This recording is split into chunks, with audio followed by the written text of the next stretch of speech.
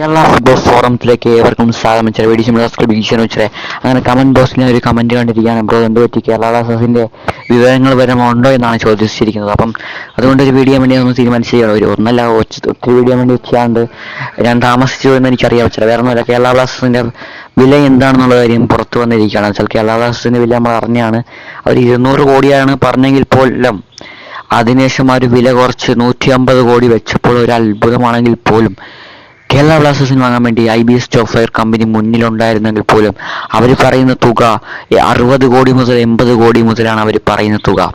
ആ തുകക്ക് കേരള ബ്ലാസ്റ്റേഴ്സ് വിൽക്കാൻ പറ്റത്തില്ല എന്നാണ് മാഗ്നം പറയുന്നത്. വെച്ചാൽ അവരതിനുശേഷം തുക കുറച്ചിട്ടുണ്ടെന്ന് വെച്ചാൽ അവർ 200 കോടിയിൽ നിന്ന് 50 കോടി രൂപ കുറച്ച് 150 കോടി രൂപ ആക്കിയിട്ടുണ്ടെങ്കിൽ പോലും കാലിക്കറ്റ് ടെക്സ്റ്റൈൽസ് ഉടമകളായ IBS സോഫ്റ്റ്വെയർ കമ്പനിക്ക് ആ തുക വലുതായിട്ട് തോന്നിയത് കൊണ്ട് കേരള ബ്ലാസ്റ്റേഴ്സിന് വാങ്ങാമെന്നുള്ള സ്വപ്നം അവിടെ വെച്ച് തന്നെ കൈവിടുകയാണ്. എന്ന് വെച്ചാൽ കേരള ബ്ലാസ്റ്റേഴ്സിന് വാങ്ങാൻ വേണ്ടി ഇനി IBS സോഫ്റ്റ്വെയർ കമ്പനി രംഗത്തില്ല മച്ചാരെ.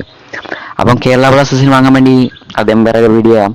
അപ്പം അതുകൊണ്ട് ഈ വലിയ തുകയായതുകൊണ്ടാണ് മാഗ്നം വീണ്ടും ഇത് തുടരാൻ തന്നെയാണ് ചാൻസ്. വെച്ചാൽ ഇവർക്ക് വിൽക്കുകയാണെങ്കിൽ പോലും നഷ്ടമുണ്ടെങ്കിൽ പോലും ചെറിയ വിലക്ക് കൊടുക്കത്തില്ല എന്നുള്ള ഇവരുടെ വാശിയാണ് മച്ചാരെ. അതുകൊണ്ട് ഇനി ഇവിടെ തുടരുമ്പോൾ വേറെ ആരെയും വരുമെന്നുള്ള കാര്യം നമുക്ക് വരുന്ന ദിവസങ്ങളിൽ അറിയാം മച്ചാരെ.